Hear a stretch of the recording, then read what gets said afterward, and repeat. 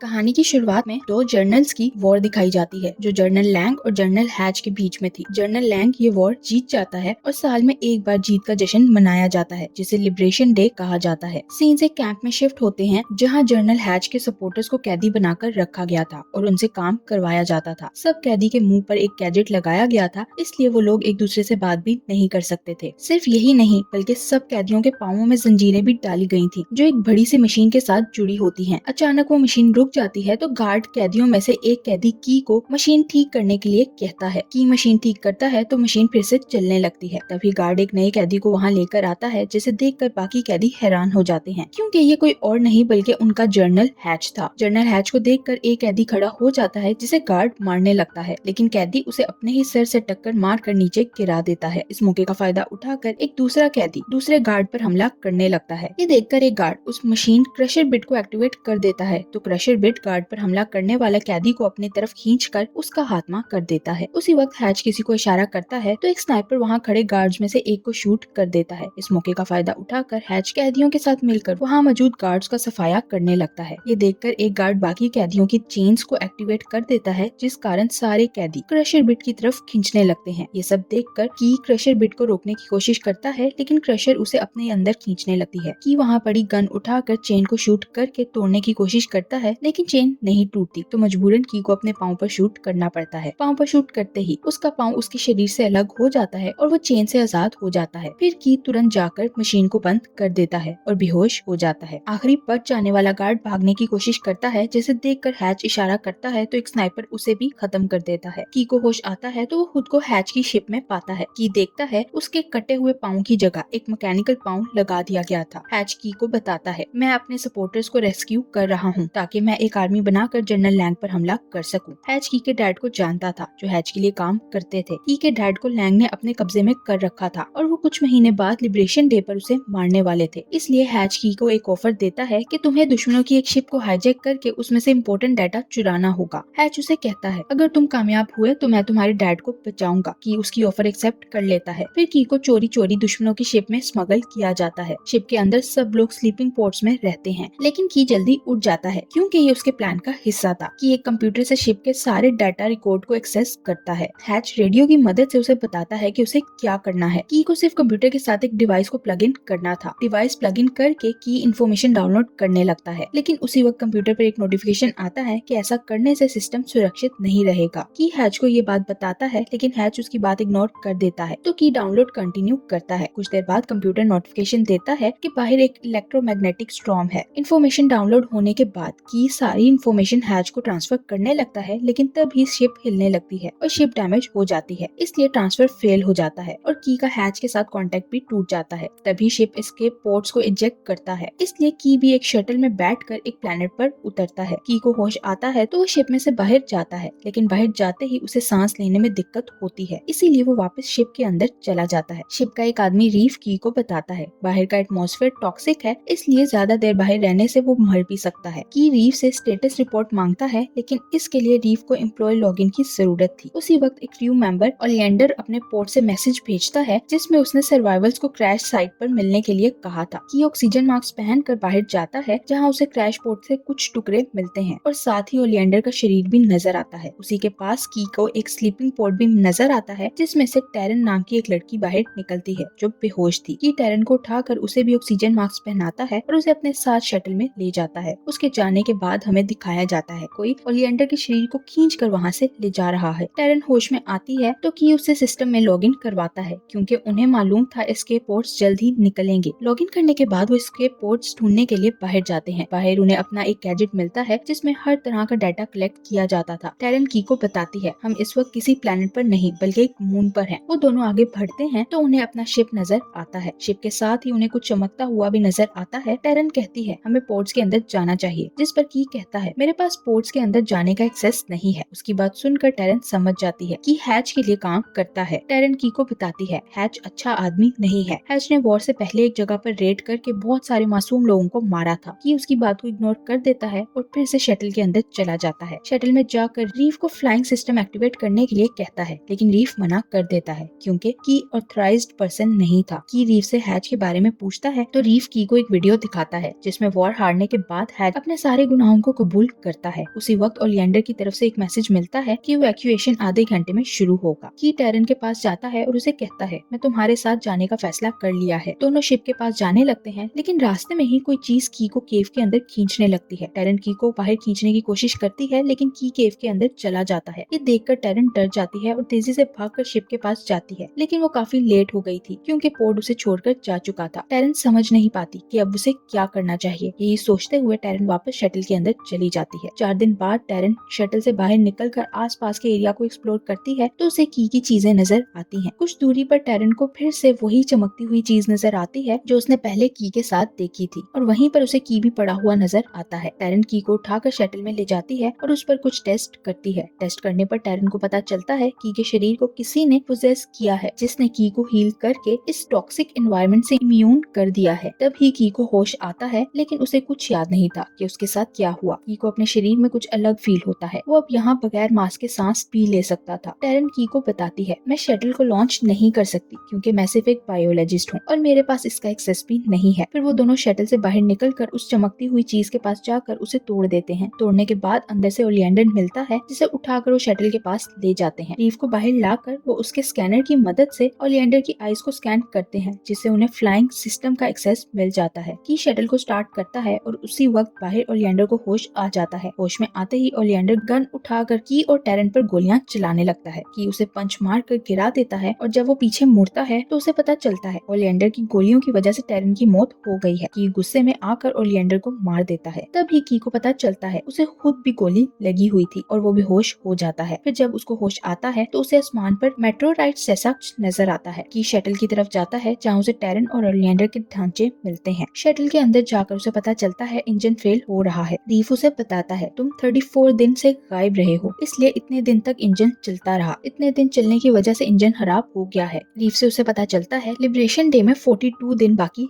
रह गए हैं। अब की के पास अपने डैड को बचाने के लिए सिर्फ 42 डेज थे। रात को की को कोई आवाज सुनाई देती है तो वो शटल से बाहर निकलकर भागने लगता है। भागते हुए की केव में पहुंच जाता है जहाँ उसे एक क्रिएचर नजर आता है। उस क्रिएचर को देखते ही की वहाँ से भाग जाता है, लेकिन कुछ दूर जाने के बाद उसका शरीर उसी क्रिएचर में ट्रांसफॉर्म होने लगता है। की को होश आता है तो वो उठकर शटल के अंदर जाता है और खुद को नुकसान पहुंचाने लगता है। की रीफ से कहता है, मुझे लिबरेशन डे से पहले यहाँ से निकलना होगा, जिस पर रीफ उसे बताता है, तुम काफी दिन तक गायब रहे। रीफ से की को ये भी पता चलता है लिबरेशन डे 2 दिन पहले हो गया है, जो सुनकर की बहुत निराश हो जाता है कि वो अपने डैड को नहीं बचा पाया। 3 साल बाद का सीन दिखाया जाता है जिसमें हमें पता चलता है कि की उस जगह पर रहना सीख गया है। इसके साथ साथ उसे अपने अंदर के क्रिएचर पर काबू पाना भी आ गया था। की को अभी भी आसमान पर मेट्रोराइट जैसा कुछ नजर आता रहता था। रात को रीफ की को उसकी सिचुएशन के अकॉर्डिंग एक थ्योरी बताता है। रीफ कहता है, अब तुम्हें मर जाना चाहिए क्योंकि मरना की के लाइफ साइकिल का अब एक पार्ट बन गया था। रीफ कहता है, बॉडी मर जाती है लेकिन इंसान का दिमाग जिंदा रहता है, जो एक नई बॉडी को रेप्लिकेट करता है।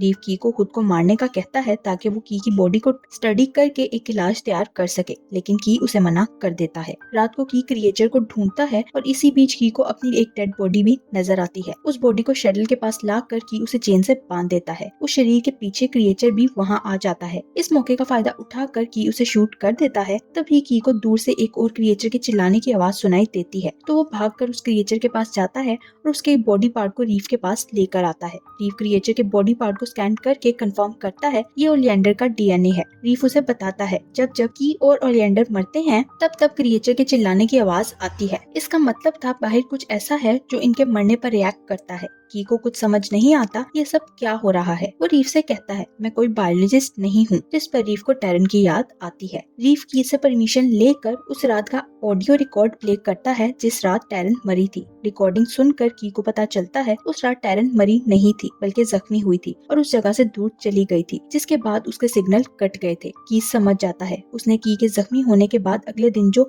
ढांचे देखे थे वो असल में ओलिएंडर और की के थे। ये सब जानकर की को गुस्सा आता है क्योंकि रीफ ने 3 साल तक उससे ये बात छुपा रखी थी। रीफ उसे याद दिलाता है, मैं परमिशन के बगैर तुम्हारे साथ कोई इन्फॉर्मेशन शेयर नहीं कर सकता। रीफ उसे बताता है टैरन जिंदा है, जो सुनकर की इमोशनल हो जाता है। फिर की शटल के ही कुछ पार्ट्स मिलाकर रीफ के लिए एक ड्रोन जैसा गैजेट बनाता है ताकि रीफ उसके साथ जा सके। वो दोनों टैरन को ढूंढने लगते हैं और टैरन की आखिरी लोकेशन के पास जाते हैं जहाँ उन्हें एक बड़ा सा केव नजर आता है। रीफ केव को स्कैन नहीं कर पाता क्योंकि वहाँ की इलेक्ट्रोमैग्नेटिक फील्ड बहुत तेज थी। उसी वक्त की पर एक क्रिएचर हमला करता है जिसका मुकाबला की अपनी कुल्हाड़ी के साथ करता है और उसे खत्म कर देता है। क्रिएचर के मरने पर एक चीख सुनाई देती है। की आगे बढ़ता है तो उसे अपनी बॉडी और ओलिएंडर की बॉडी मिलती है। की ओलिएंडर की बॉडी को मारता है और वहाँ मौजूद क्रिएचर भी मर जाता है। ये अपनी बॉडी को नहीं मार पाता। उसे केव में अपनी वही मैकेनिकल पाँव मिलता है जो लेकर की केव से बाहर निकल जाता है। फिर उन्हें वो लोकेशन मिलती है जहाँ टैरन का आखिरी हार्ट बीट सेंस किया गया था। उस जगह को देखकर ऐसा लग रहा था जैसे वहाँ से कुछ लॉन्च हुआ है। इसका मतलब है टैरन यहाँ से निकलने में कामयाब हो गई थी। तभी की देखता है रीफ मेल फंक्शन करने लगा है। की समझ जाता है ये उसका मैकेनिकल पाँव की वजह से हो रहा है। की मैकेनिकल पाँव को चेक करता है तो उसे उसमें से एक ग्रेनाइट मिलता है जिसमें से इलेक्ट्रोमैग्नेटिक वेव्स निकल रही थी। की समझ जाता है हैच उसे इसलिए इन्फॉर्मेशन ट्रांसफर करने का कह रहा था क्योंकि वो इन्फॉर्मेशन मिलने के बाद की को मारने वाला था। इसी बीच आसमान से वही मेट्रोराइट्स क्रैश होने लगते हैं। की भागकर उन्हें देखने जाता है तो उसे पता चलता है ये उसी के पोर्ट्स थे। ये देखकर की शॉक्ड हो जाता है क्योंकि ये पोर्ट्स तो 3 साल पहले यहाँ से जा चुके थे। रीफ की से परमिशन लेकर उसे इस प्लेनेट के बारे में बताता है जो मून था। रीफ कहता है ये मून एक एक्सपेरिमेंट के अंडर है और यहाँ टाइम बहुत आहिस्ता गुजरता है। जनरल लैंग यहाँ आकर वेपन्स और सोल्जर्स को तैयार करना चाहता था। इस मून पर सालों बीत जाते हैं लेकिन बाहर कुछ ही मिनट गुजरते हैं। उसी वक्त की मून पर एक शिप को आसमान से आते देखता है। शिप में से हैच एक गार्ड के साथ बाहर आता है और की से कहता है मुझे तुम्हारा मैसेज मिला था जिसके बाद मुझे यहाँ आने में 20 मिनट लगे हैं लेकिन की के लिए ये बहुत साल थे। की समझ जाता है उनके शिप को हैच ने ही शूट किया था क्योंकि वो इस मून को अपनी आर्मी के लिए यूज करना चाहता था। की उसे कहता है सारा इंफॉर्मेशन शटल के अंदर है लेकिन हैच जानता था कि झूठ बोल रहा है इसलिए वो की को बंदी बना लेता है।